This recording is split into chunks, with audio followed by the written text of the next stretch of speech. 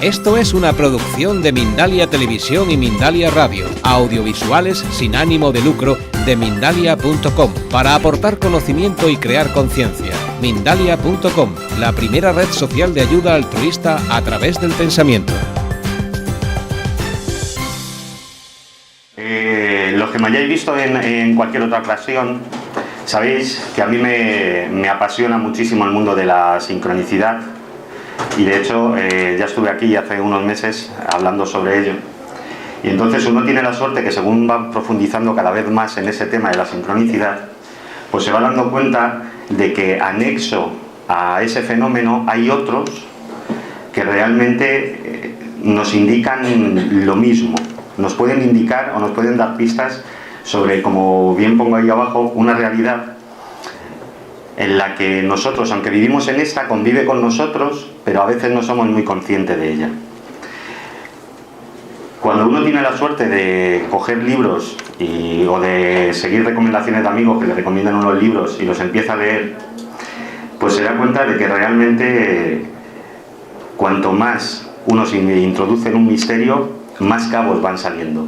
El misterio no solo tiene una dirección, tiene muchísimas. Y con la sincronicidad pasa igual. Ahora lo vamos a ver. En esta conferencia vamos a hablar de varias cosas.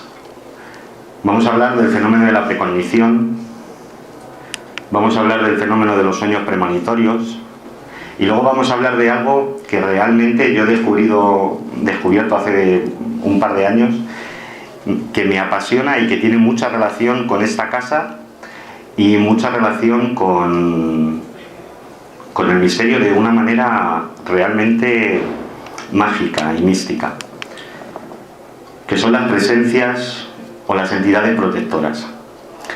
Todo esto lo vamos a compaginar, vamos a hacer como un buen guiso con ello, y nos vamos a hacer al final una gran pregunta que espero que yo no sé si os voy a poder contestar, pero que cada uno, que es para lo que yo soy aquí, tenéis que sacar vuestra propia respuesta.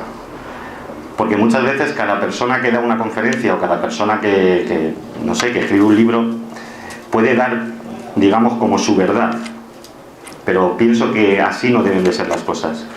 Un comunicador tiene que comunicar sobre muchas cuestiones, pero para que cada uno de vosotros luego busquéis la verdad.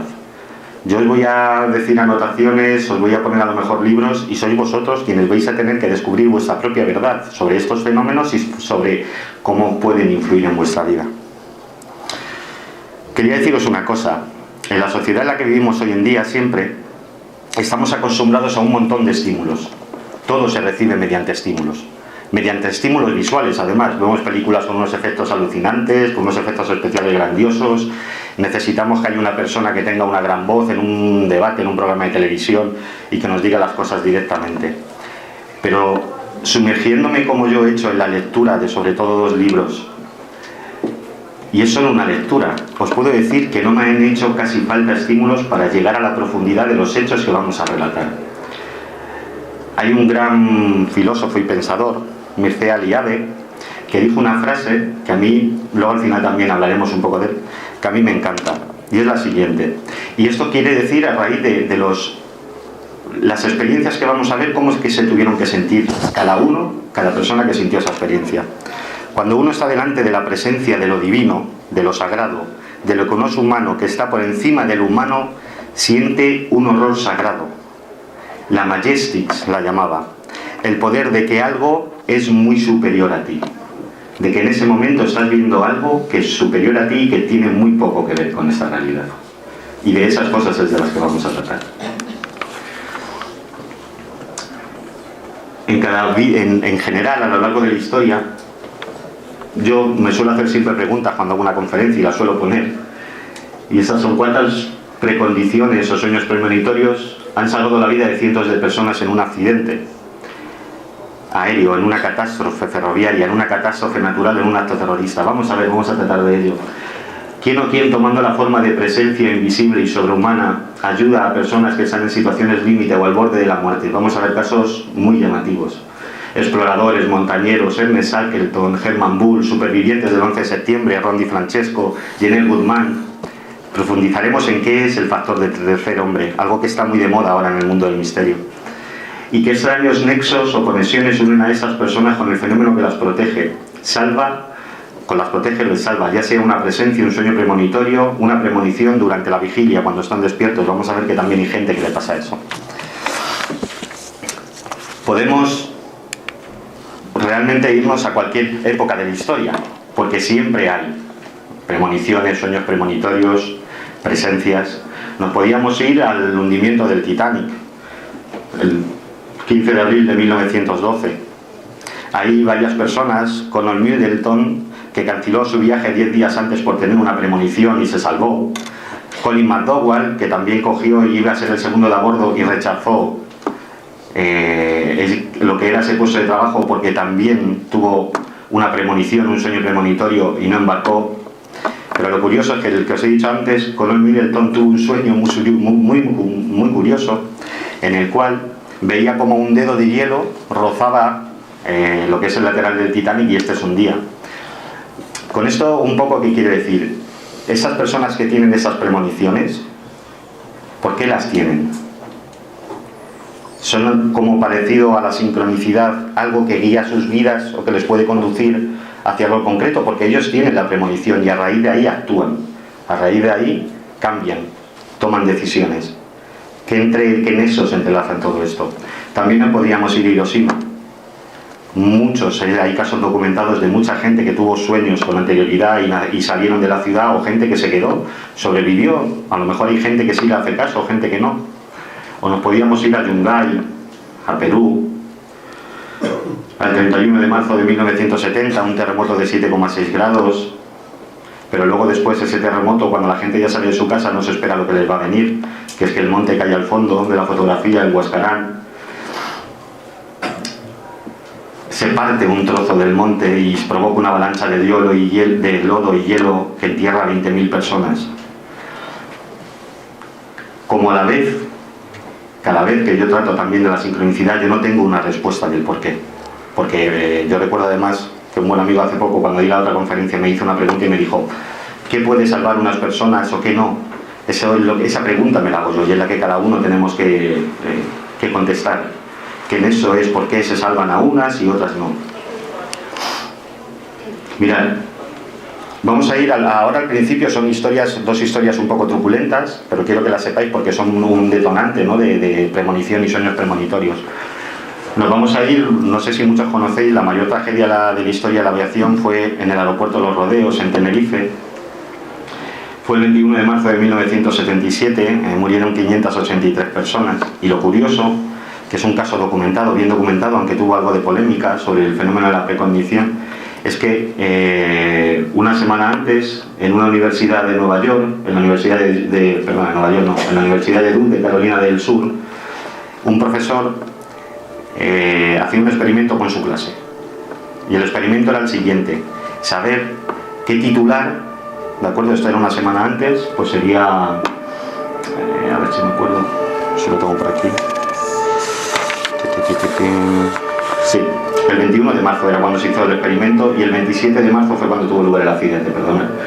Bueno, pues el 21 de marzo se hizo el experimento y varios de los alumnos tenían que poner en un papel, que en un sobre lacrado que iba a quedarse luego en la oficina del director, qué titular tendría el periódico, el News and Observer, la semana siguiente, el 29 de marzo. Entre medias de ese experimento, el 27 de marzo tiene lugar la tragedia de Los Rodeos. Lo que es muy curioso es que cuando el profesor universitario abría los bloques, o sea, abría los sobres lacrados,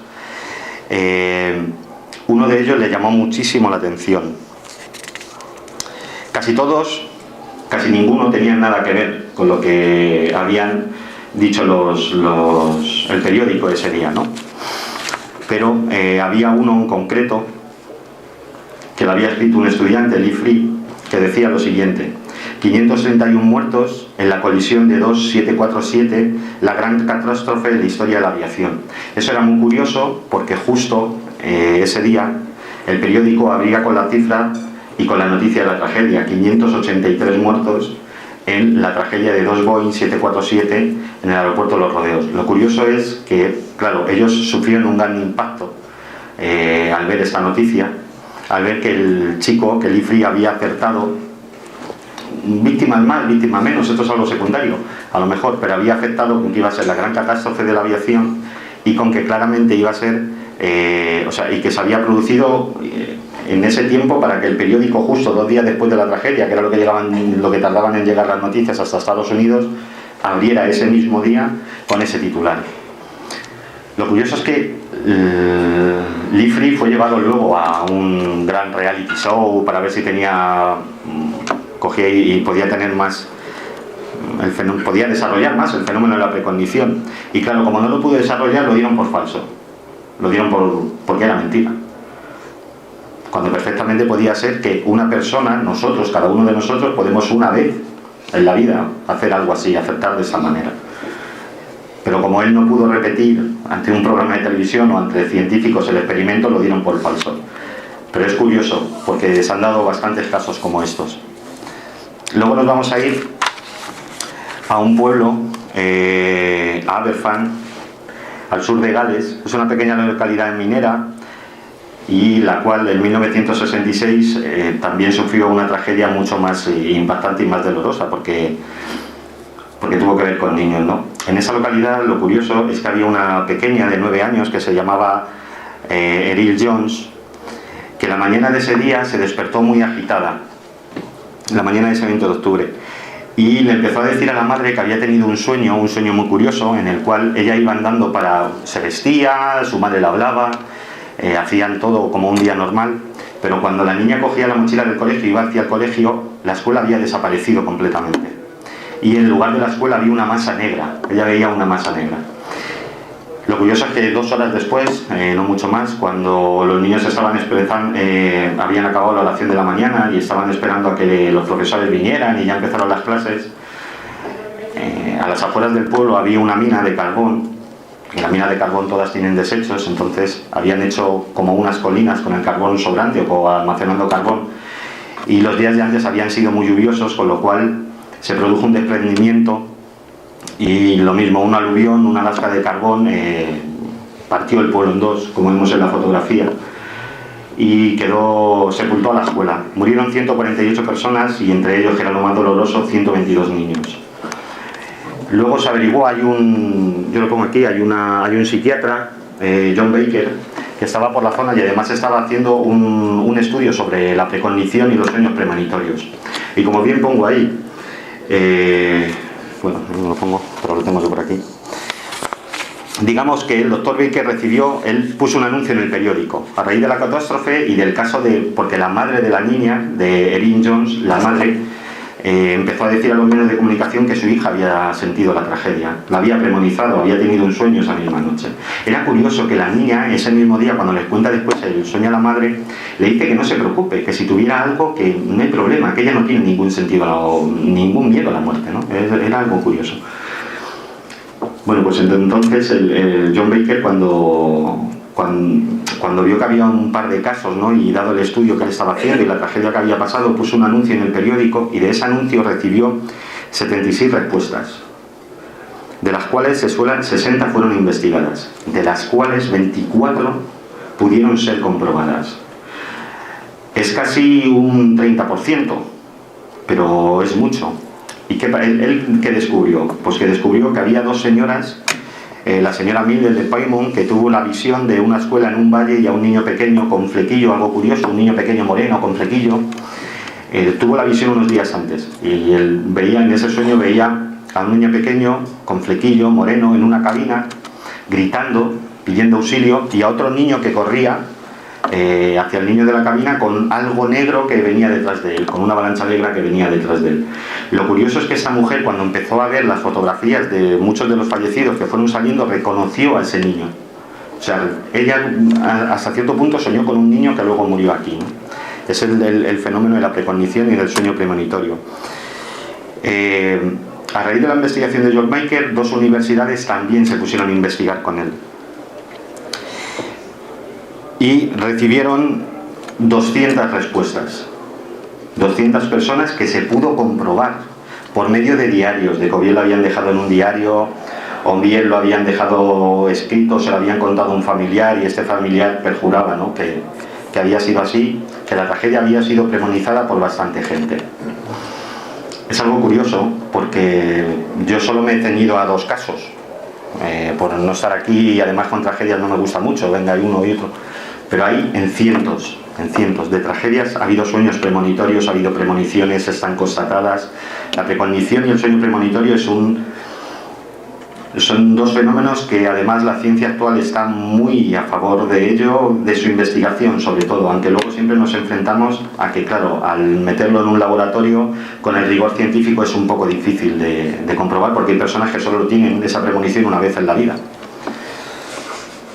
Vamos a ir con algo que llega de muy cerca, pero lo voy a pasar por encima, pero que sepáis que es algo muy cercano. Esto lo hemos vivido todos. Fueron los atentados de Madrid del 11 de marzo, ¿vale? Todos tenemos el recuerdo de ese día. Y yo, con el paso del tiempo, yo os debo asegurar que entonces yo no me interesaba un poco el misterio, pero yo no busqué casos ni nada de ello. Pero a mí me llegaron 2 personas que conocí y las cuales me relataron algo muy, muy curioso.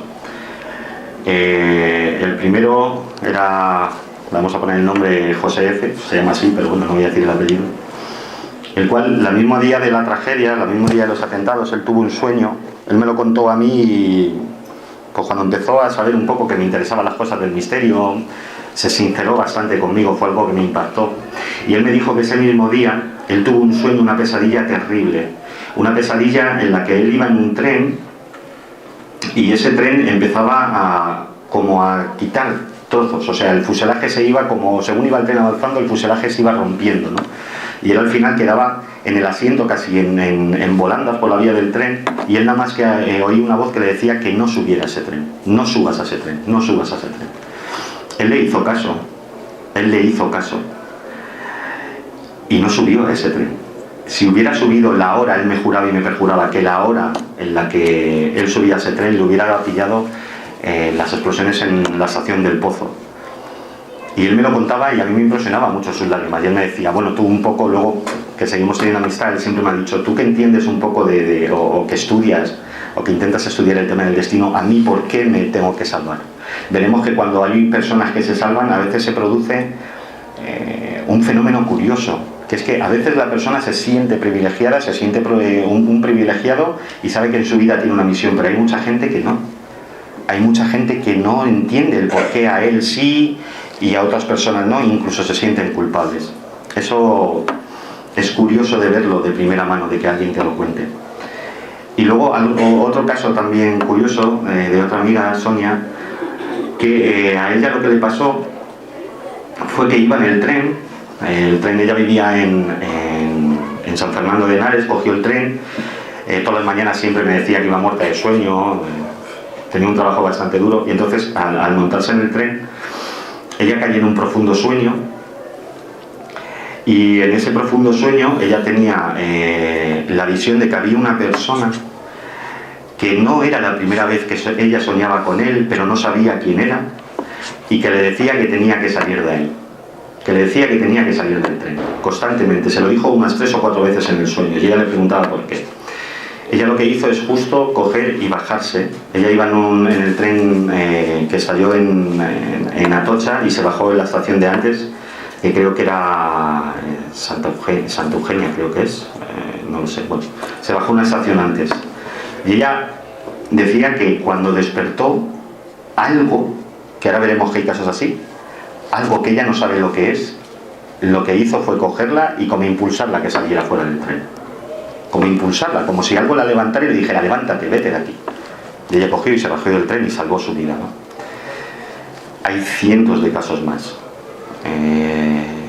Si uno se pone a buscar, e incluso hay un libro muy bonito que se llama Experiencias de un día fatídico, creo, en el que cuenta un poco mucha gente que sobrevivió a lo que es los atentados, pero también cuentan experiencias como esta. Lo que pasa que es muy difícil, ¿no?, contar. No sé, me parecía que con estos 2 casos era suficiente, porque además son 2 casos que han venido a ti. Tú no las has ido a buscar. Es algo que viene a ti, no sabes el porqué, pero bueno, viene a ti.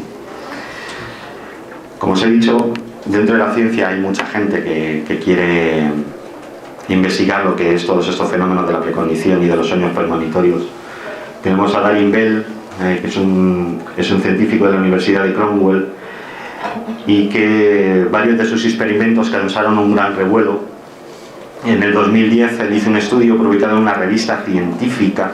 Esto dato es, no sé, yo no puedo publicar en una revista científica, no puede publicar cualquiera. Cuando se publica en una revista científica son varios científicos quien cogen y examinan los experimentos y les dan la aprobación, tiene que pasar unos filtros.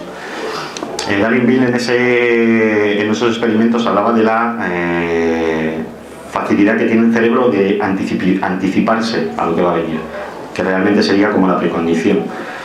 El experimento trataba de una mesa de ordenador, al sujeto se le colocaba delante de una mesa de ordenador y se le iban poniendo imágenes estimulantes. Normalmente las imágenes que estimulan el cerebro suelen ser de supervivencia, sexuales, demás, ¿no? Y el cerebro se adelantaba a la imagen que iba a venir. Y la imagen era aleatoria, nadie sabía quién iba, ni siquiera el propio experimentador sabía qué imagen iba a estar después.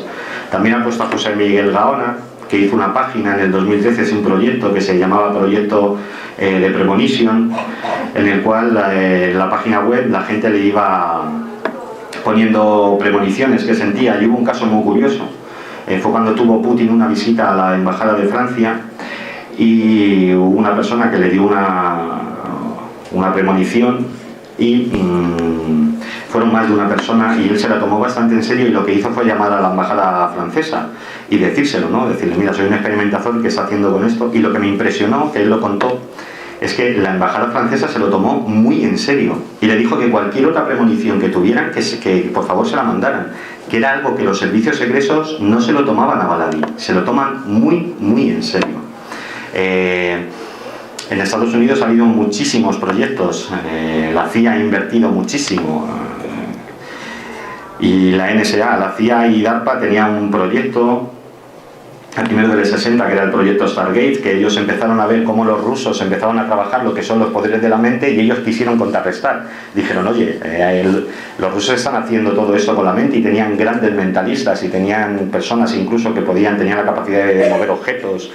Y entonces ellos cogieron y hicieron como este anteproyecto Era curioso, porque ellos lo que hacían, no querían investigar realmente las premoniciones, querían que sus videntes, entre comillas, les dijeran qué personas eran de la Unión Soviética las que estaban trabajando. Y luego, la NSA, que tiene, aparte de DARPA, tiene su facultad de inteligencia, que es IARPA. Os voy a contar una anécdota para que veáis lo en serio que se toman a veces esto y lo crueles que son. Bueno, a raíz de los atentados del 11 de septiembre, que ahora veremos muchos casos que se dieron, ellos vieron que había habido muchísima gente que había premonizado los atentados del 11 de septiembre y que había tenido sueños premonitorios. Ahora veremos experiencias, pero de otra clase. Mucha gente. Y entonces, como siempre el hombre hoy en día es así y quiere sacar dinero, ellos cogieron y dijeron, o sea, sacar dinero de cualquier cosa. Quisieron hacer un mercado de futuribles con la precondición. ¿Esto qué es? Igual que hay un mercado de futuribles con las naranjas, con el precio, con los alimentos, que un año antes ellos ya están jugando en la bolsa, esto es así, están jugando en Wall Street con cuánto va a valer dentro de un año las naranjas, dependiendo de cómo vaya a ir la producción, de si va a ser buena o mala. Quisieron hacer lo mismo con el terrorismo, juntar a un grupo de expertos, ¿de acuerdo? Y que ese grupo de expertos intentaran averiguar las condiciones que más o menos lo que podría pasar, y encima meterlo a bolsa. ¿Por qué? Porque ellos sabían que si la gente mete dinero y se puede llevar dinero, se interesa mucho más. Vieron que claramente no era moral y dijeron, no podemos hacer eso, o sea, no podemos salir aquí diciendo que vamos a hacer con el terrorismo vamos a jugar, ¿no?, con los sentimientos de las personas y las catástrofes. Entonces lo dejaron, pero sí que se quedaron un grupo de expertos que lo que están haciendo es analizar las redes sociales, comportamientos, escritos, cualquier cosa, para intentar averiguar las tendencias y los posibles cambios que pueda haber en lo que es nuestra civilización o nuestro comportamiento. Y también sirviéndose de videntes. Todos hemos oído, y ahí la serie Medium era, creo que sí, Medium, la famosa actriz que claramente ayudaba a la policía. En España también se ha intentado muchas veces ayudar claramente a hacer investigaciones por medio de videntes e incluso la precognición, intentar anticiparse un poco a los sucesos que podían venir. Y luego también Dick Raiden y sus estudios en el Instituto de Ciencias Noéticas acerca de los fenómenos de la precognición, la telepatía, la psicoquinesis, y un poco de él y de ese libro, que es súper interesante, os lo recomiendo a todos. Es lo que saco yo un poco el título de la conferencia. El libro de él se llamaba El Universo Consciente y aborda todos estos temas desde una base científica. El problema está en, como os he dicho, para realmente demostrar esto es algo muy difícil que en laboratorio se puedan, y con el rigor científico se pueda demostrar. Vamos a cambiar de tema completamente y vamos a ir con, de verdad, el tema que a mí, por ser esta casa en la que es y por la relación que tiene con ella, me ha sorprendido muchísimo y me ha absorbido completamente desde hace ya varios meses, bastantes meses. Y os quiero poner esta frase, esta pequeña poesía. ¿Quién es ese tercero que camina siempre a tu lado? Si cuento, solo estamos tú y yo juntos, pero si miro hacia adelante por el camino blanco, siempre hay otro caminando junto a ti. Un encapuchado que se desliza envuelto en oscuro manto. No sé si hombre o mujer, pero ¿quién es aquel al otro lado de ti? La tierra baldía de Thomas Eliot. Esto lo pongo por algo en el que sí que quiero profundizar, que es lo que se ha llamado el factor tercer hombre, o en el libro que salió en español, El tercer hombre, de John Geiger. Esto es un fenómeno bastante curioso. Yo pongo ahí arriba, lo intento describir, aunque ahora vamos a profundizar. A lo largo de los siglos, varios exploradores o personas que se han hallado en la frontera entre la vida y la muerte reportan experiencias de una presencia, alguien en la sombra que les infligía ánimos y les ayudaba a sobrevivir. ¿Cuál es la explicación de esa presencia sobrehumana? Hay varios, he investigado desde varios enfoques: la alucinación, protección angelical, lo que llamaríamos ángeles que siempre han estado con nosotros, el ángel de la guarda, mecanismo de defensa del cerebro ante una experiencia límite. Ahora cada uno, y es lo que he dicho, tendrá que optar por una u otra. Yo estoy convencido de lo que es para mí, pero da igual. La investigación de este enigma espiritual y sus posibles respuestas nos pueden dar las claves hacia la aceptación de una trascendencia, y unos nexos o hilos que definen en esas circunstancias el devenir de las personas. El devenir de las personas, esta palabra es curiosa, ¿no? Y es, ¿cómo que el devenir de las personas? Sí, porque ya sea una alucinación, como veremos ahora, ya sea cualquiera de las tres cosas que he dicho, me da igual. Si nosotros tenemos esa capacidad, ¿cómo la activamos? Veremos que es difícil que sea una alucinación, porque vamos a ver casos de alpinistas que se diferencian muy bien lo que es una alucinación de lo que no, y dicen que no tiene nada que ver con una alucinación. Ellos lo diferencian. Pero luego, aparte, si fuera realmente, que a lo mejor es lo que yo puedo creer, una presencia, alguien, una entidad protectora que desde siempre ha estado ahí y nos protege, se nos hace una pregunta curiosa. ¿Por qué no protege a todo el mundo? ¿Por qué a unos sí y a otros no? Es algo curioso. Si aceptamos esa aceptación, si aceptamos que eso es así, ¿por qué a esas dos personas que iban, uno iba a ir en el tren y el otro ya iba en el tren, esa presencia, a lo mejor por medio de un sueño, les hace que no tengan por qué morir, y por qué hay gente a la que no les pasaría nada de esto? A las que realmente ellos van en su tren, nunca han montado a lo mejor en el tren, es la primera vez que montan y mueren. O personas, como vamos a ver, que van en un barco naufraga y hay 5 personas que mueren y una que se salva. ¿Por qué? Y la persona que se salva, lo curioso, suele reportar esta experiencia. Bueno, ahora lo veremos. Nos vamos a ir con uno de los personajes que os recomiendo cualquier libro que encontréis de él. Me da igual, Soult, cualquier libro. Que es el gran Ernest Shackleton, uno de los aventureros más grandes que ha habido. El cual intentó hacer una travesía que la llamó la Transantártica Imperial.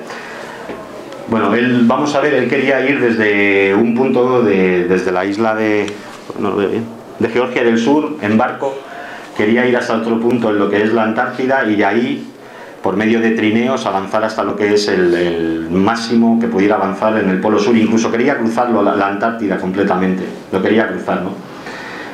Pero ellos toman un barco, él empieza la expedición en agosto de 1914, Y él toma un barco que se llama el Endurain y empieza la travesía con 28 marineros.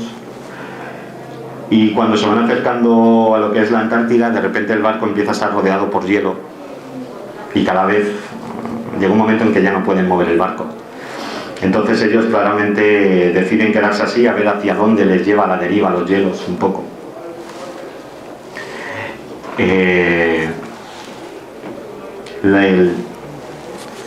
Llegará un día, fijaros, ellos en agosto de 1914 empiezan la expedición.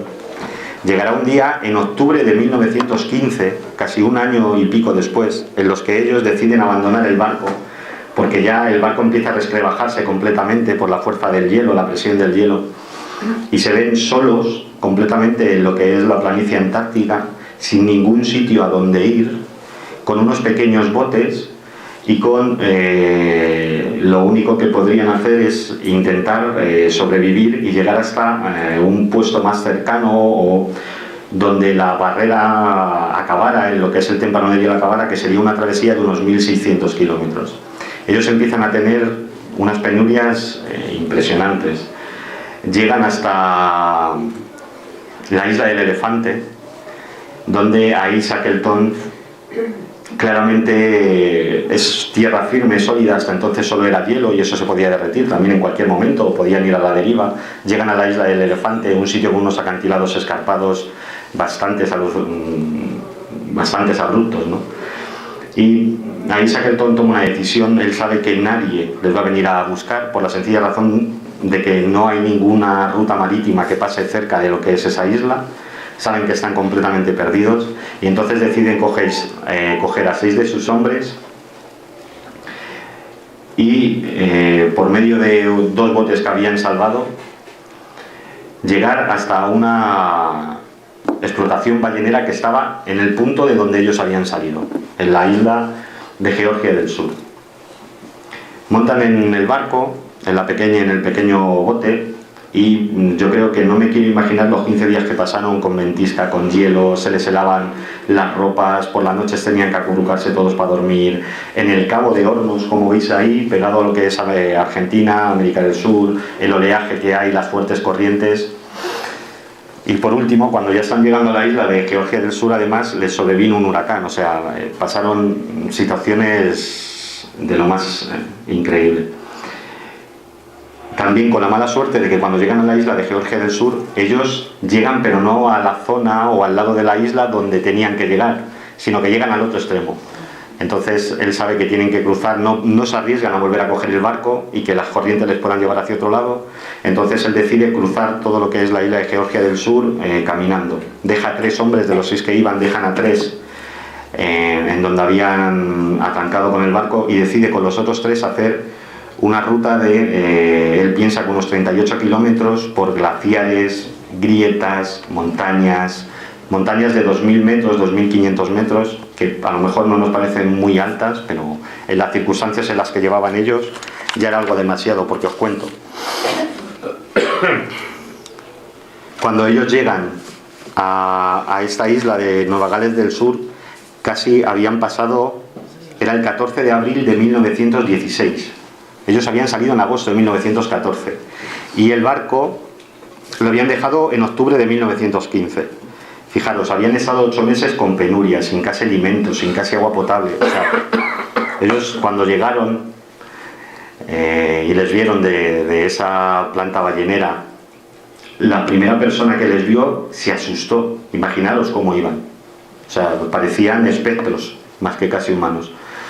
Lo curioso es que tras 51 kilómetros, no 38, y tras 36 horas de travesía, por fin cuando llegaron, Shackleton, que era un hombre que siempre había dedicado a la aventura, cuando se recupera de las heridas, de todo, lo primero que hace, claro, es mandar a alguien para que vaya a rescatar a los otros 22 hombres que había dejado en la isla del Elefante.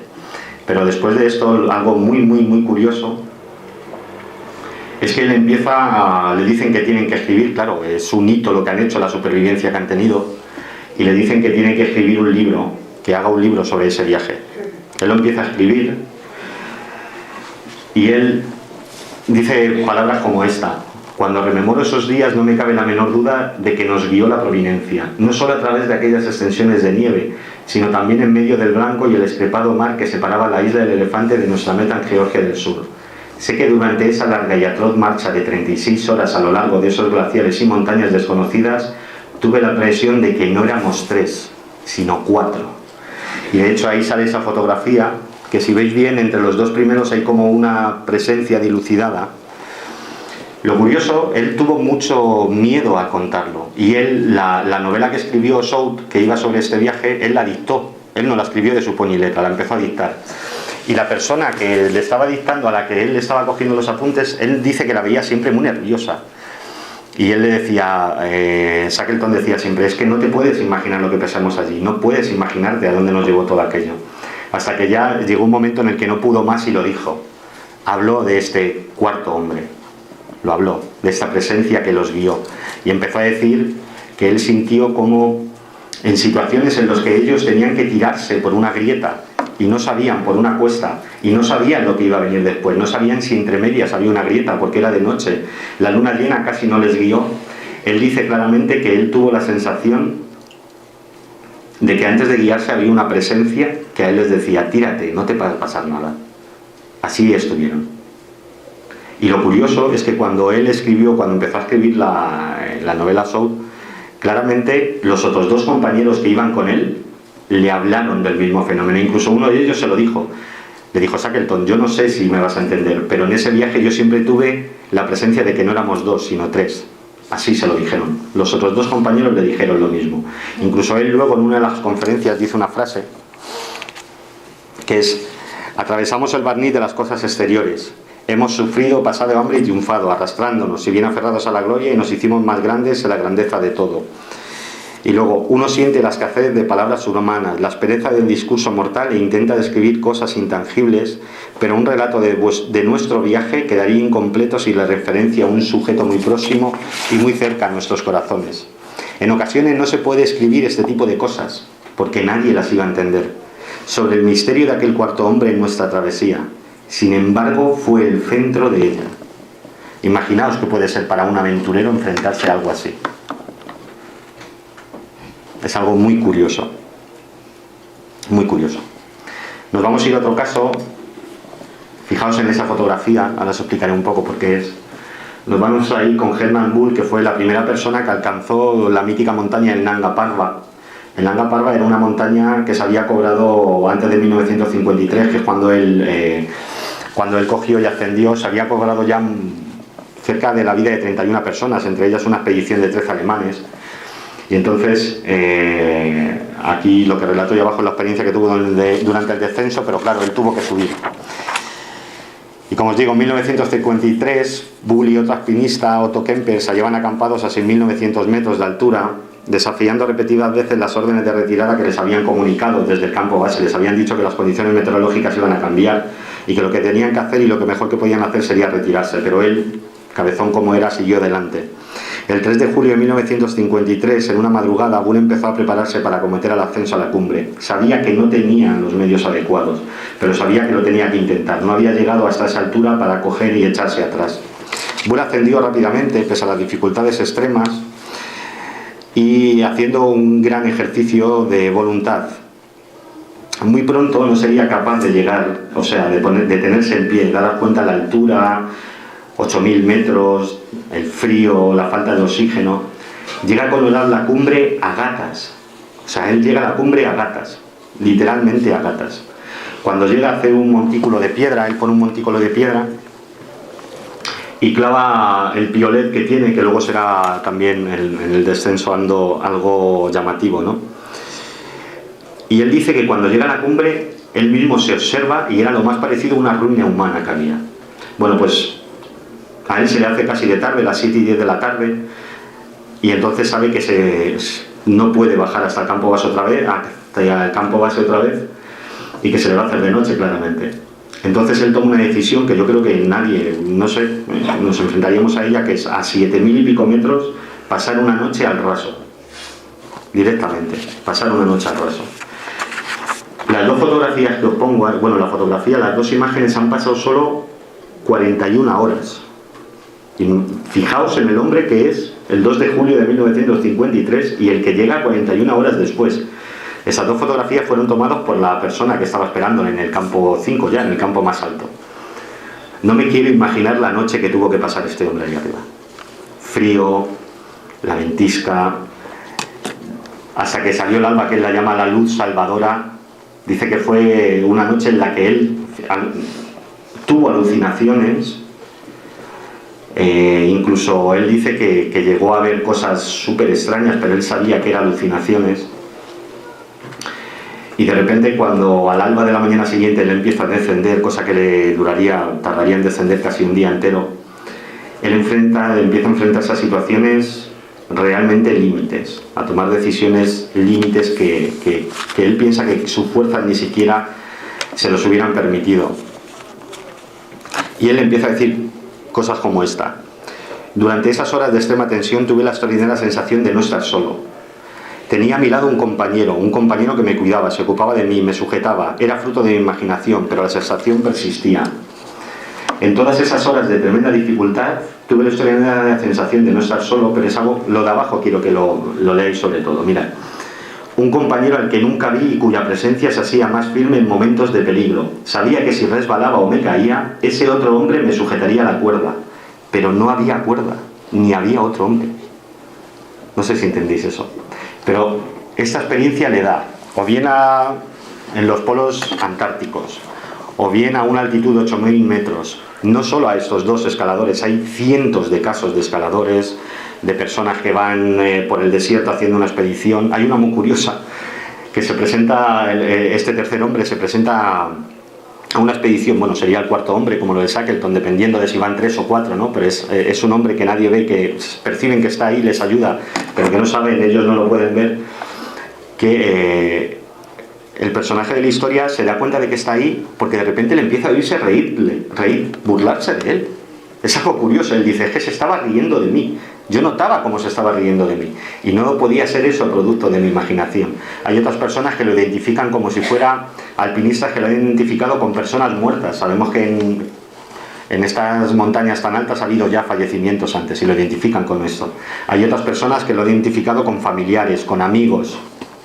Curioso, algo curioso.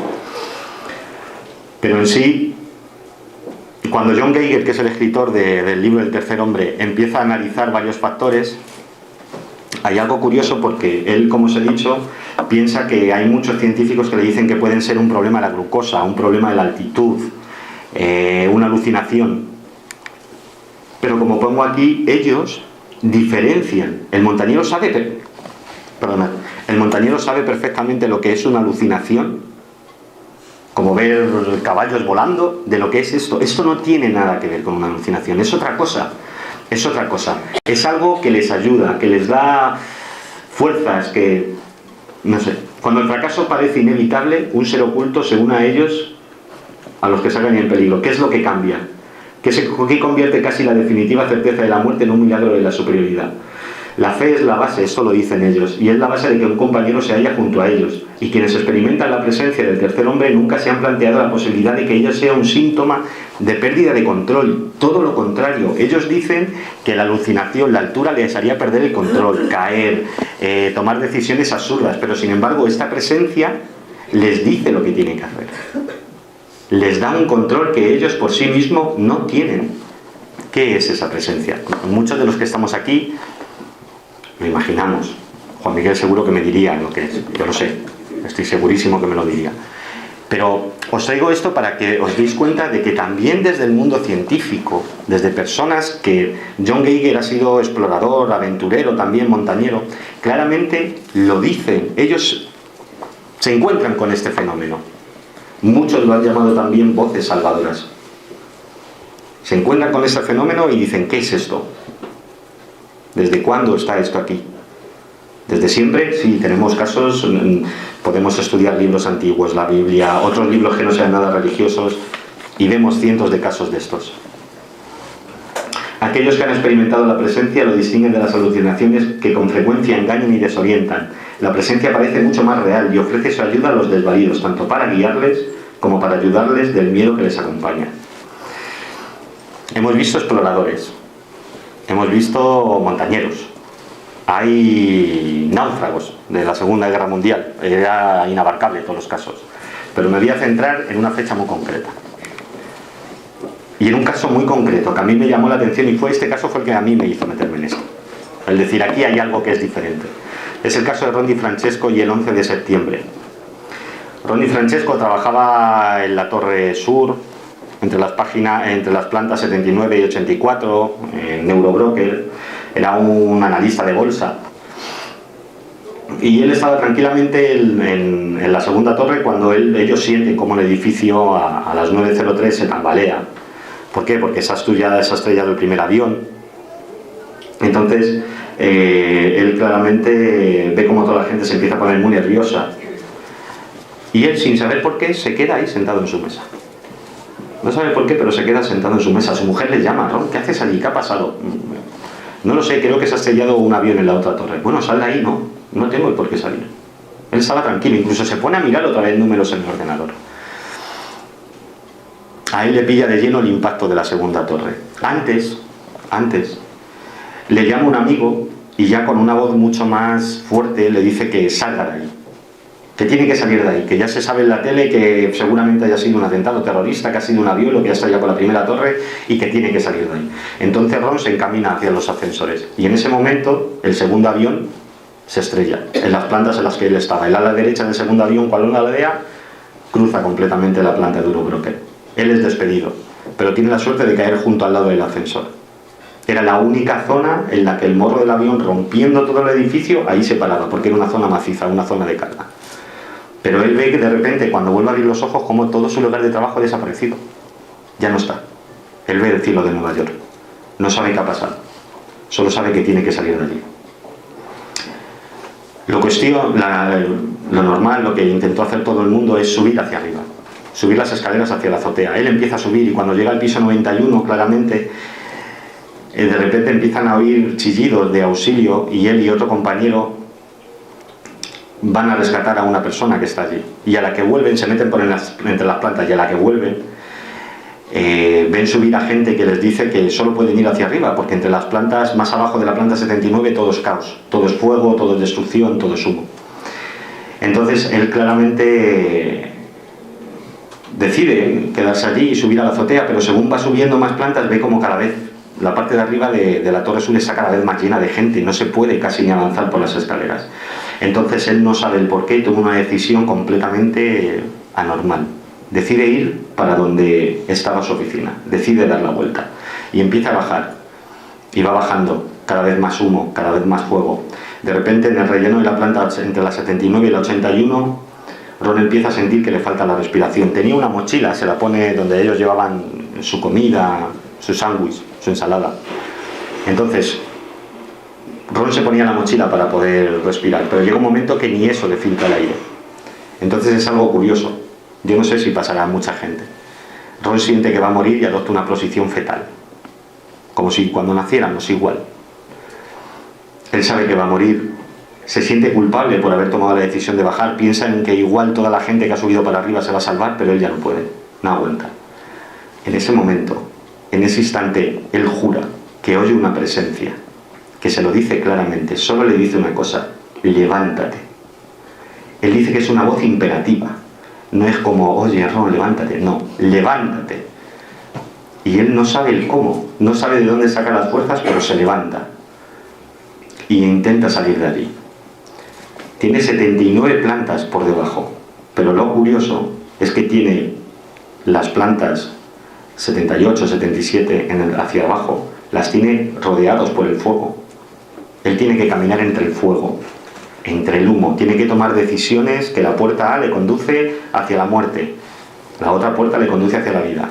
Y él dice y perjura que en todo momento esa presencia le va guiando. Le dice dónde tiene que estar, que no se preocupe, que todo va a salir bien. Al final llega a la planta 10. En la planta 30 él ya deja de sentir esa presencia, ya estaba salvado.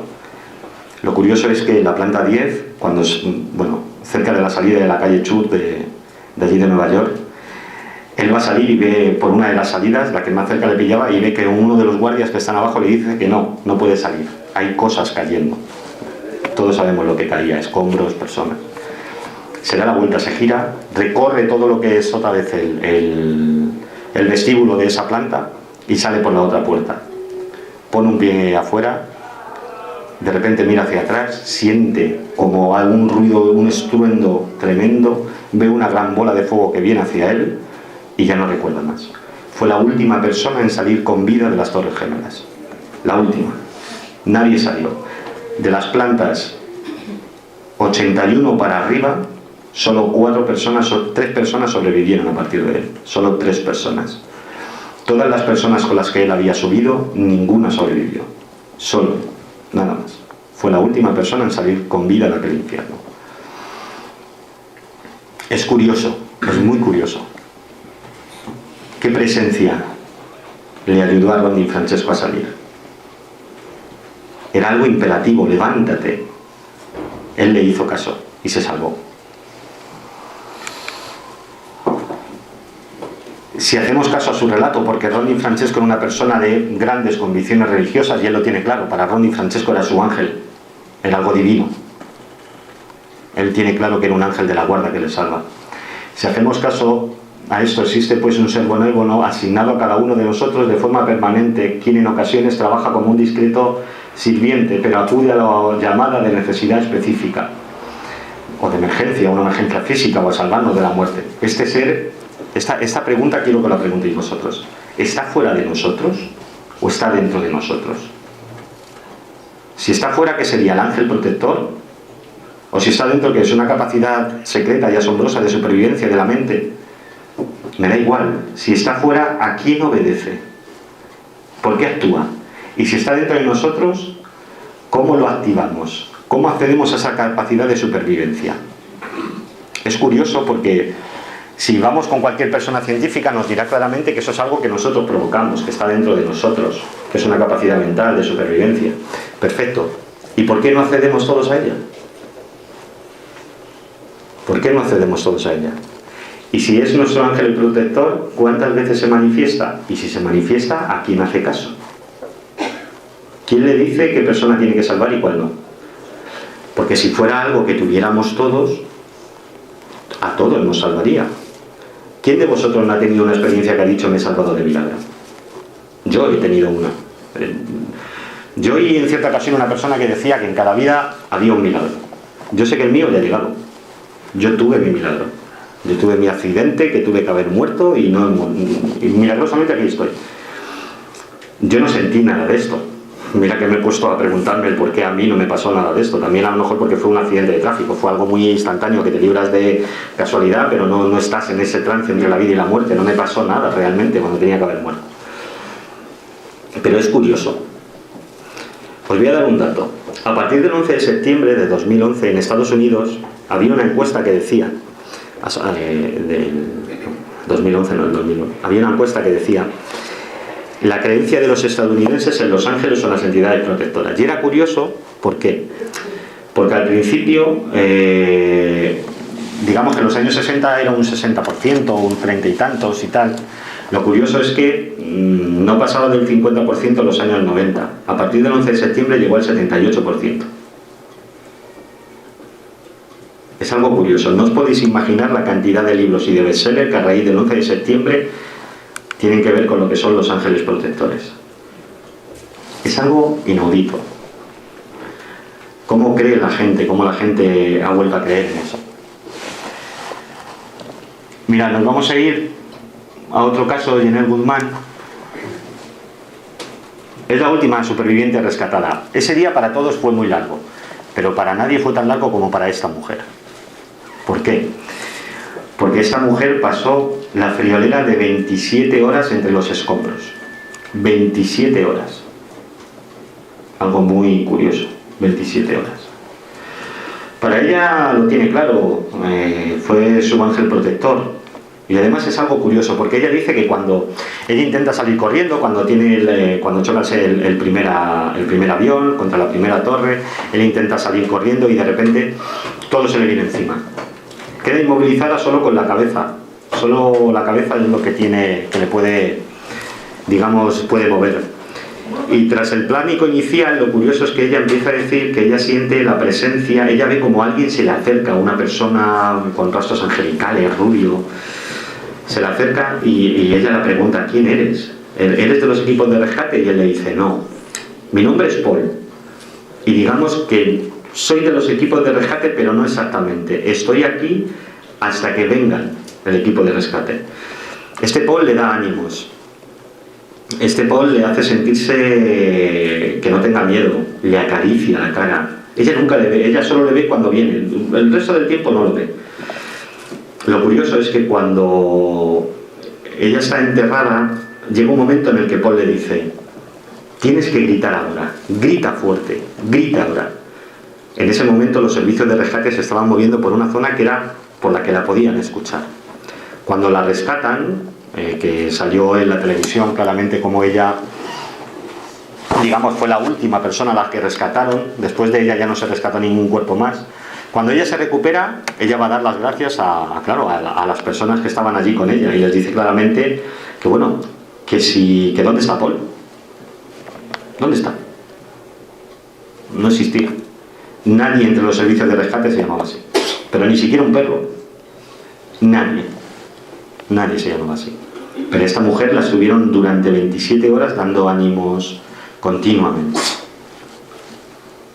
Ella lo tiene clarísimo, su ángel. No hay nada más que hablar, nada más que decir. Bueno, ahora os quiero decir, como por último, ya estamos un poco acabando, porque luego si me queréis preguntar algo. Esto es la historia de Aaron Ruscott, que todos habremos visto la película, 127 horas, en la que él era un aventurero también y se va a hacer un viaje por los cañones escarpados de por el cañón del Colorado. Y entonces él no avisa a nadie. A él le encantaba sentirse libre, sin el móvil, sin conexión, a él le encantaba todo eso. Y de repente cuando él desciende, cae por una grieta. A lo mejor es que me cambia mucho. Bueno, él cae por una grieta y él dice algo curioso. Él siente como claramente, él ve, cuando cae en la grieta tiene un fuerte golpe contra el suelo y él mira hacia arriba y él ve como una gran roca viene hacia él, ¿no? Entonces, él por un instinto ve que le va a caer encima de la cabeza. Entonces él se retira y le pilla el brazo. No sé si muchos habréis visto la película. Él queda atrapado con el brazo durante 5 días. Sin agua, se tiene que beber su propia orina para sobrevivir. Y él empieza a tener unas extrañas visiones. Él al principio pierde la esperanza. Fijaos si él pensaba que iba a morir, claramente, que él escribe su epitafio en la roca.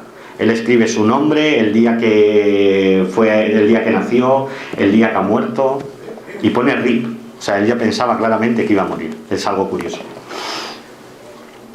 Pero a partir del 5.º día, él está unos 5 días, a partir del 4.º día, lo interesante es que él empieza a tener unas visiones. Él empieza a verse en una casa que no es la suya, en una casa de paredes azules. Él empieza a verse en situaciones con la familia que no entiende, pero siente cómo va a ver a sus padres. Y hay algo muy curioso. Él en todas esas visiones se empieza a ver sin brazo, solo con un muñón de su brazo derecho. Él solo se ve con un muñón. Y empieza a ver a un niño de un jersey rojo, pelo moreno. Y a él eso le deja muy alucinado. Ve a un niño corretear con un tractor, él no lo puede entender. Bueno, lo curioso es que hay un día, y esto es lo que a él le hace tomar la decisión, yo creo, más difícil y que yo no tomaría. No, yo no tendría valor para tomarla, o sí, no lo sé. Que es que él ve como a ese niño de repente, en una circunstancia, él ve la visión y se empiezan a mirar. Se miran. O sea, él está viendo que en la visión se están mirando él, como si fuera una visión, y el niño. Y que se abrazan. Y cuando se abrazan, él ve que él tiene el muñón. Y está abrazando a ese niño con un muñón. Entonces él lo interpreta como que él está viendo el futuro y que ese es el niño que él va a tener. Entonces él toma la decisión de, con una navaja multiusos, de las malas, de las baratas, su brazo ya después de 5 días con la presión de la roca, la verdad es que estaba bastante, casi medio muerto el brazo de la circulación, pero se arranca el brazo, se lo arranca. Y ya no solo eso, sino que luego después él había estudiado enfermería, se pone una pequeña bolsita para no desangrarse, y este hombre salía a bajar barrancos durante 6 horas, a andar a bajar barrancos con el brazo así completamente hasta que encuentra una familia que le salva la vida. Él luego escribió un libro que es en el que está basado la película, y claramente ese libro pues es lo que digo, ¿no? Él dice que a él ese niño le hizo salir de allí. Luego cuando él se recupera y está con la familia, él empieza a tener déjà vus muy extraños, porque él dice que visiones, situaciones que ahora está viviendo con su familia, él las veía en la cueva. Él las veía. Las visiones que tenía era así.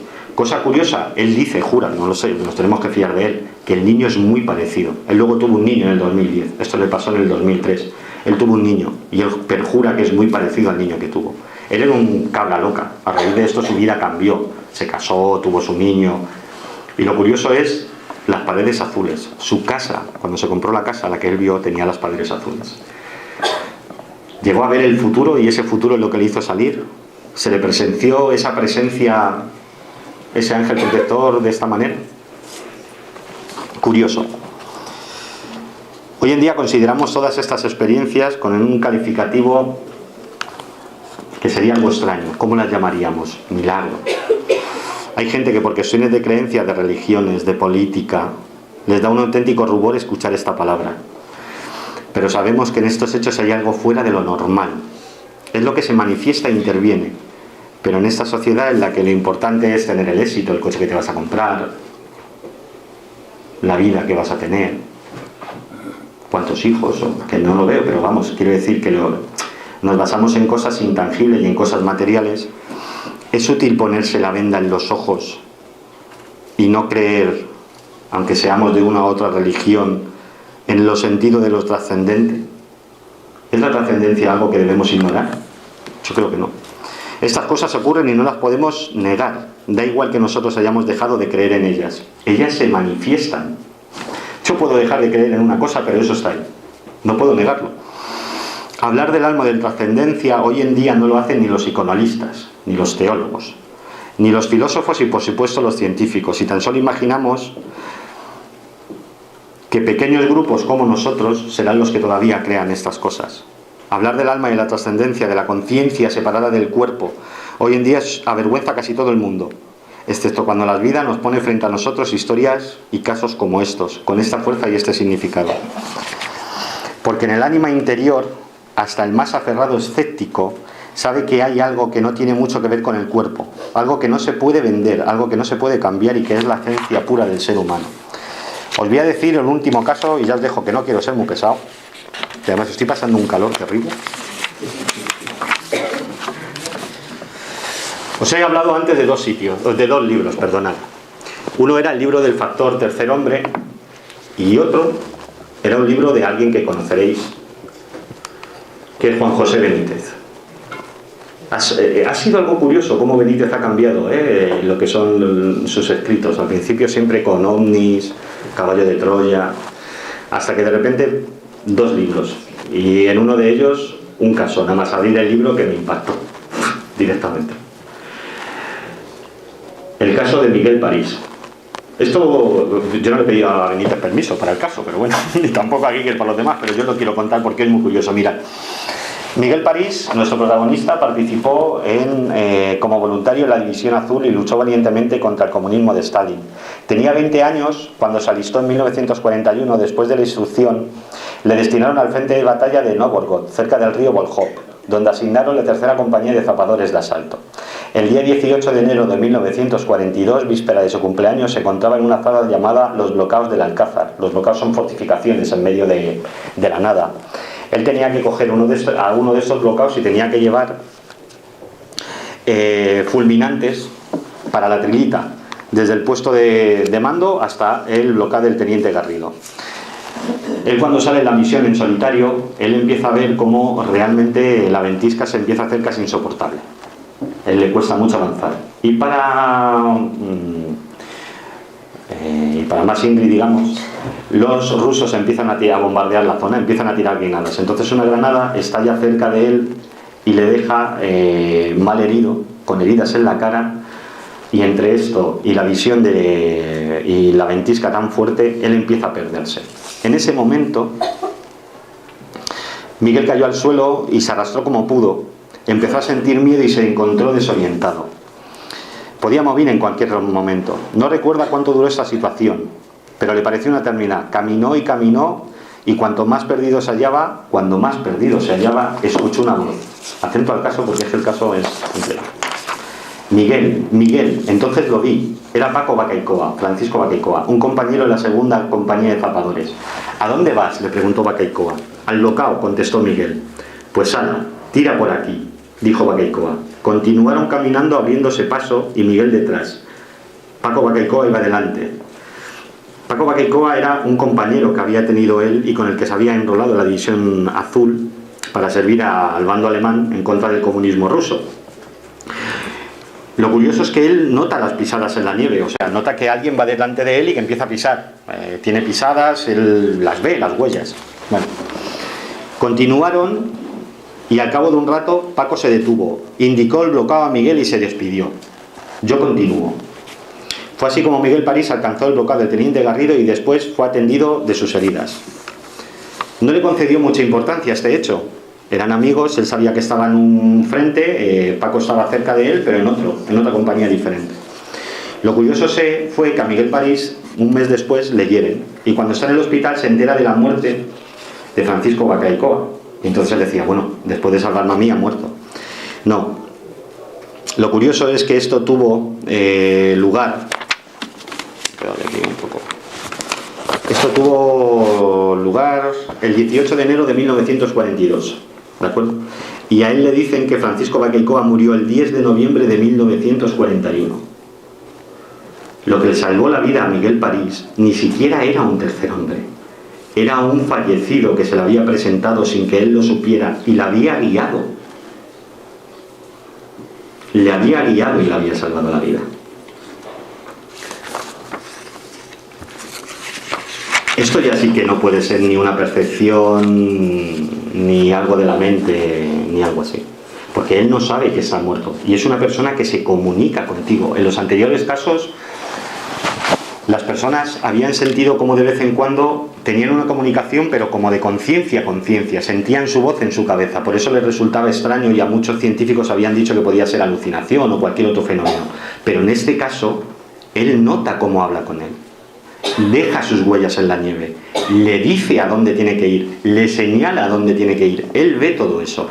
Benítez le preguntaba a Miguel París, que era un reportero que ya está fallecido y que él conoció en el diario Heraldo de Aragón, le preguntaba, ¿lo viste de verdad? Y Miguel París se lo decía claramente, sí, lo vi de verdad, te lo puedo jurar, como que soy fotoperiodista. Así se lo dijo. Estos casos, realmente, si como yo creo, y me pongo aquí y me pongo a pecho descubierto, si como yo creo, son aquellos ángeles que desde la antigüedad están con nosotros, son entidades protectoras y no son nada provocados por nuestra mente, como os he dicho, ¿por qué intervienen en unas ocasiones y en otras no? La sincronicidad es lo mismo, ¿por qué le pasa a unas personas y a otras no? ¿Por qué? Lo curioso es, la vida de cada una de estas personas que ha tenido esta experiencia cambia de manera radical una vez sufren esto. Os voy a leer solo una cosita más, 2 minutos y ya está. Y acabamos la conferencia. Da la impresión de que se establece una curiosa barrera difícil de superar entre aquellos que han visto el misterio, que lo han vivido, han contemplado lo extraordinario, lo sagrado y el resto de la humanidad. Es muy difícil definir con palabras aquello que por propia naturaleza es indefinible. Aunque muchos lo han intentado, muchos estudiosos de gran calibre a lo largo de la historia han intentado poner nombre a lo innombrable. A ese instante en el que las leyes de la física ordinaria, en la cual lo que consideramos lógico se rompe en 1000 pedazos y durante unos segundos se muestra lo que parece el velo de otra realidad. Las personas que viven el misterio en sus múltiples y variadas formas, eso sí que lo sabemos, jamás vuelven a ser las mismas. Muchas veces existe una especie como de desapego que roza la falta de respeto entre las personas que siguen ubicadas en el mundo normal, del ordinario, en el mundo de lo tangencialmente físico y aquellos que de pronto, aunque sean un breve episodio de tiempo, han estado cerca, próximos a lo que sin duda saben que es extraordinario. En ese gran bloque caben todo tipo de apariciones, de sensaciones, de percepciones, de que existe otra cosa difícil de contar con palabras y que pueden ser representaciones que nos generan un tremendo miedo. Mircea Eliade, el gran creador del estudio de las religiones comparadas, ya decía hace 60 años que existía un fenómeno desde el principio del tiempo, un apasionante fenómeno que es cuando el hombre, da igual su condición, el lugar en el que viva, la época, por accidente se le representa lo luminoso, lo sagrado, lo que está oculto o vedado. Y él decidió ese momento hilando testimonios de diferentes civilizaciones, casos, viendo el paralelismo que había con el poder o la majestad y la sensación de que lo que estaba enfrente de él en aquel instante, el testigo, es mucho más poderoso e inalcanzable que todo aquello que consideramos humano. Y se muestra ante nosotros por algo.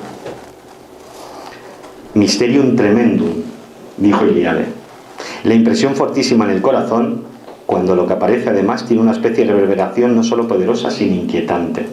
Suele ocurrir, y el tema no es baladí, porque todas las grandes religiones incluso se han iniciado con un hecho así. Una aparición que rompía la lógica, la sensación de que las personas estaban asistiendo a un acontecimiento extraordinario. Por tanto, que es enviado bien sea como un aparecido con túnica, bien sea como una llama que habla, como el portador de una gran verdad, bien sea una percepción que tenemos, la consecución en nuestra cabeza de que hemos vivido una sincronicidad, bien sea lo que sea, todo nos quiere decir que la realidad en la que vivimos, la que percibimos, es solo una parte, y que desde entonces, desde ese instante, todo puede ser misterio. El término para acuñar estos encuentros con lo sagrado, o lo que es lo mismo, estos encuentros con el misterio, se dice de una manera: hierofanía.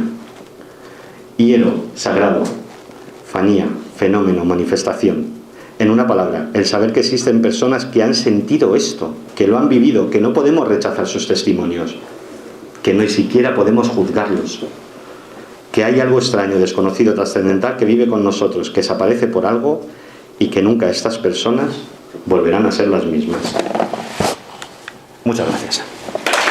Yo siempre me quedo con las ganas, siempre te pregunto por la segunda parte, porque veo que además todo va a seguir un patrón, y es algo de arriba, o más profundo, o más intenso, la acepción que le quieras dar, algo que sabe, alguien que sabe algo que nosotros todavía no sabemos, que o bien nos avisa y nos lo dice, se va a caer el edificio, se va a quemar X cosas, se va a romper el barco, o no nos dice eso, pero sabe por si acaso.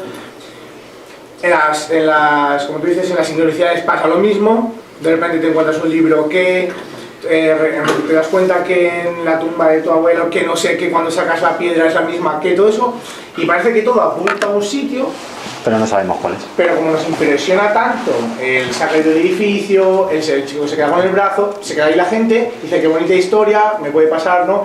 Pero no sigue ahí. Yo quiero que digas tu opinión personal de todo esto que has leído un mogollón de cosas, ¿a dónde crees que conduce? Pero no me vale la evolución o el desarrollo. ¿Qué tipo de desarrollo o qué tipo de evolución a dónde conduce todo esto? Bueno, la evolución sería una evolución colectiva. Lo primero. Yo siempre pienso que al igual que una abeja en un panal tiene su papel fundamental y lo que va haciendo es la evolución del panal, ¿de acuerdo? Nosotros somos iguales. Somos piececitas que pensamos que estamos solos, pero no lo estamos. En ningún momento. ¿Qué quiere decir? No que estemos solos, que siempre haya presencia con nosotros, no, sino que estamos conectados entre nosotros, claramente conectados, ¿de acuerdo? Lo que sí que te puedo decir es que, mira, Benítez también hay una cosa que la dice y es muy buena, es muy buena. Cuando él escribe ese libro, él trata un montón de temas sobre experiencias de gente que ha visto a gente fallecida. Y lo llamaba así, estoy bien, porque los familiares que se aparecen, él incluso hace una estadística y dice que un 20% de esos casos se aparecen para decir eso, estoy bien. Un 40% son absurdos. Le dicen a una persona que tiene que colgar una cortina, algo absurdo, ¿vale? Pero un 20% es eso, decir que estoy bien. Pero él en el libro también hace una reflexión y es muy interesante. ¿Por qué no sabemos todo esto? ¿Por qué todo esto es un misterio? ¿De acuerdo?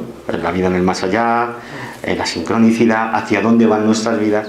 Por algo curioso, pregúntate, si tú supieras con seguridad, que luego una cosa es que tú lo aprendas, pero con seguridad, que a lo mejor existiera realmente la vida después de la muerte, que luego puedes creer que sí o que no, yo creo que sí, y todas estas cosas, pero no los hubieras descubierto por ti mismo, ¿no sería el mismo plan? El creador de esto lo crea así porque así tiene que ser. Porque si tú piensas que hay otra vida después, no te vas a arriesgar, no vas a tomar ciertas decisiones, vas a pensar que tienes otra oportunidad, ¿entiendes? Y Benítez lo dice así. Claramente no debemos de saber que existe otra cosa muchas veces, porque si lo supiéramos no actuaríamos como tenemos que actuar. Y es algo curioso, porque ¿hacia dónde lleva esto? Quizá lleve hacia ese conocimiento de verdad, quizá lleve a algo como lo que vimos en la película Avatar, o sea, una conciencia completa, algo. Sé que lleva hacia una evolución, y para mí lleva hacia una evolución colectiva, no individual. Pero yo no conozco un poco, no te creas. Juan Miguel te puede decir 1000 cosas. Quiero decir, yo he visto este fenómeno, del fenómeno de la sincronicidad, es lo que a mí me ha llamado la atención. El por qué pasa ciertas cosas, el para qué. Y no solo busco una explicación. Me gusta tener una explicación espiritual, pero no solo la busco ahí. Intento buscarla desde más fuentes, desde muchos más fenómenos. Intento pensar en también la ciencia, en si lo explicará, si no, en el por qué. En por qué me pasan a mí las cosas y por qué les pasan las cosas a los demás. Pero es algo muy curioso. Gracias por tu exposición. Dígame. Vamos a ver, lo que parece evidente de esta exposición y que otra, que a veces más evidente, es la existencia de un plano paralelo de existencia, hablamos globalmente. Esa existencia ya está, incluso físicamente, con la física demostrada. Ahí está la materia oscura, ahí está la energía oscura, que está aquí. Aquí están los espíritus que nos rodean a todos. Ese plano está ahí. Quizás la obligación de las personas que participamos de todo esto se haya no considerar esto como excepcional. Estos casos son excepcionales, pero no son tan excepcionales, porque hay millones de personas en la vida que los viven a diario.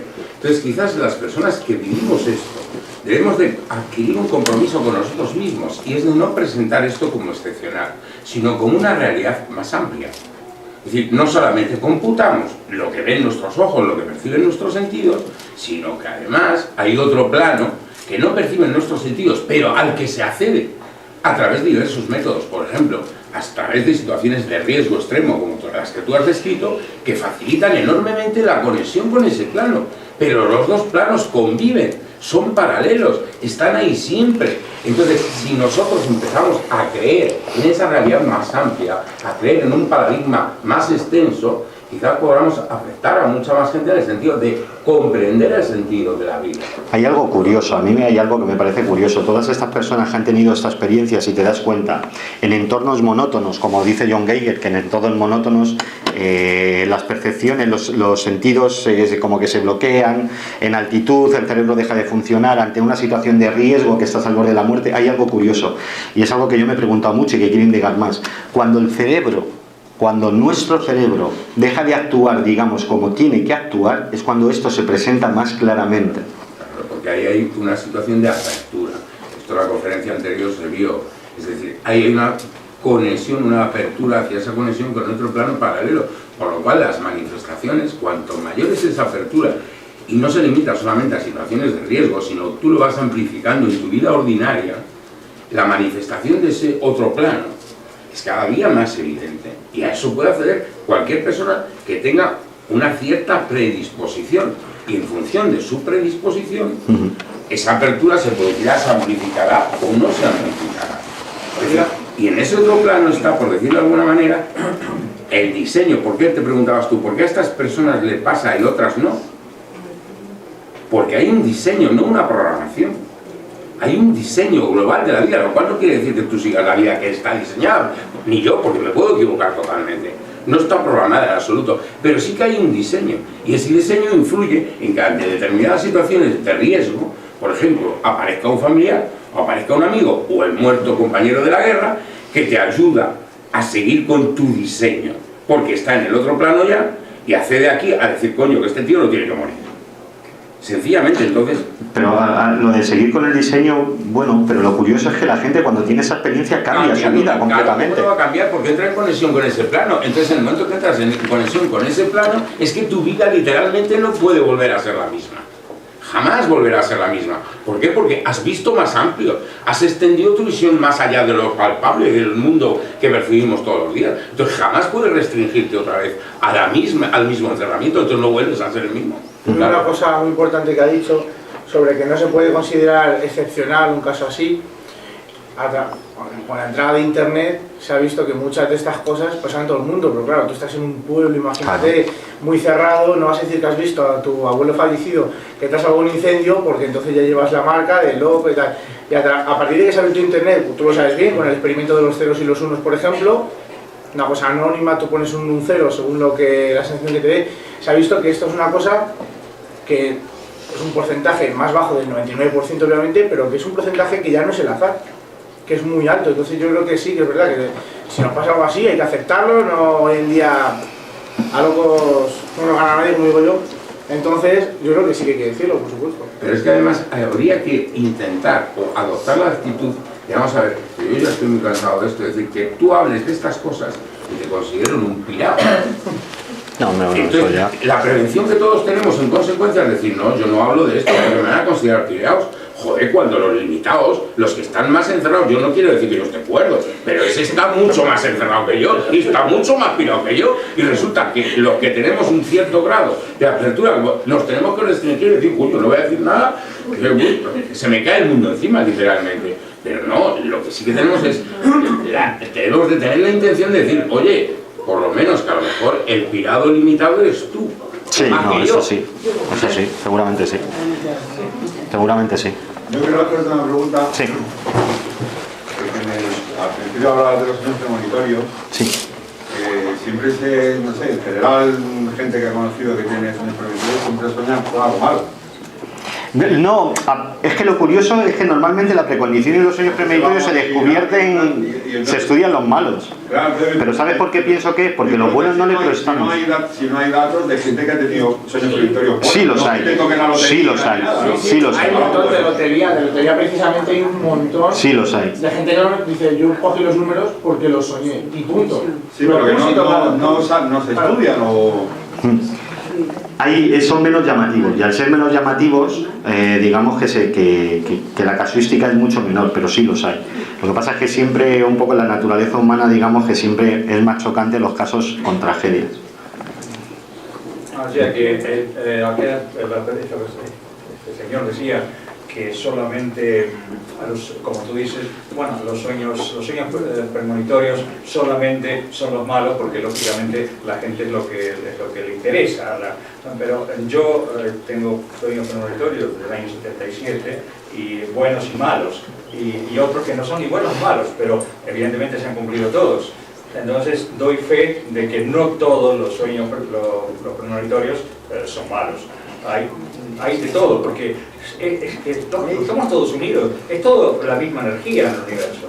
Es decir, llega ese conocimiento, esa información, por la razón que sea, puede llegar a nosotros. Yo no creo en los milagros que suceden todos los días, pero suceden todos los días, simplemente no lo denomino como milagros. Es algo que si sucede es porque es normal que suceda, a pesar que pueda ir contra las reglas establecidas de lo normal, entre comillas. Y otra cosa, cuando tú empezaste la conversación decías que tenías dos preguntas. Una era por qué algunas personas podían recibir un mensaje y salvarse de la muerte, y la otra por qué, creo que tiene que ver con las sincronicidades, porque algunos la presencia les salva y a otros no. Exactamente. Lo otro es mucho más liviano, el tema de las sincronicidades. Pero como decía aquí alguien, a partir de internet, hoy nos damos cuenta de los millones de casos que hay en todo el mundo que de repente no se animan a contárselo a sus amigos, pero lo publican en internet. Las sincronicidades suceden absolutamente por millones todos los días. Sí. Son señalizaciones que están ahí. Algunos las ven y otros no las ven. Pero ¿por qué las ven unos y no las ven los otros? Porque seguramente esa persona ha elevado su nivel vibracional como para poder verla. ¿Y por qué? Es el motivo que aparecen. Es para decirnos que estamos en el buen camino, que no estamos solos, que tenemos que continuar por donde vamos en el camino donde estamos. Eso es lo que pienso. Sí, es curioso porque, mira, lo que pasa es que me lo ha saltado. Cuando John Geiger acaba su libro, él dice que le da igual claramente que puede que sea el interruptor, él lo llama el interruptor del ángel, que puede que sea algo neuronal, le da absolutamente igual. Que la cuestión es la creencia, él lo define todo, en la creencia y en la comprensión de que no estamos solos, de que nunca lo estamos, de que algunas veces son personas que como la sincronicidad se utiliza en nuestras vidas y nos ayuda a lo mejor a salir de un bache. En otras cuestiones, cuando estamos en situaciones de peligro, una presencia. Por otras veces es por un sueño o una adivinación. La cuestión es que nunca estamos solos y siempre estamos unidos a otras personas que, como yo decía, en la sincronicidad, a veces no sabemos lo importante, la pieza tan importante que podemos llegar a ser en la vida de otra persona, porque luego muchas veces nosotros pensamos que todo es para nosotros. He conocido a una persona y ¿qué me aporta? ¿Qué sincronicidad va a tener para mí? Oye, no, perdona, a lo mejor no eres tú quien va a salir beneficiado de eso, sino que puede ser beneficiado la otra persona. En el computador cuántico del universo, evidentemente no hay un mínimo error. Todo sucede por ahí. Sí, yo estoy de acuerdo con eso completamente.